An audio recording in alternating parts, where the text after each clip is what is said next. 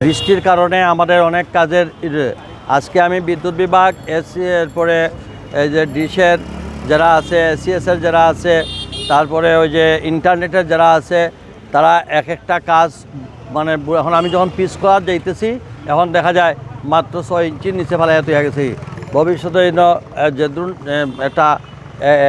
11,000 ভোল্টের 32,000 ভোল্টের কারেন্ট যেখানে 3 ফুট নিচে যাওয়ার কথা অন্য তারা 1 ফুটের থেকে কম জায়গায় থাকিয়ে এর লাগে আমি নিজে থাকিয়া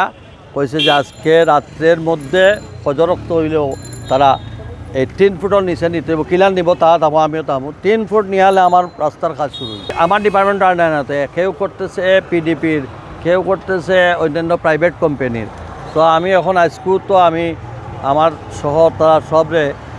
নাম লেখা দস্তখত লইছি, আমি নিজেও প্রেজেন্ট আছি। আজকে রাত্রের মধ্যে এটা অর্ধেকের বেশি শেষ করতে আমি 15 দিনের ভিতরে চাই এই রাস্তা কমপ্লিট করতে।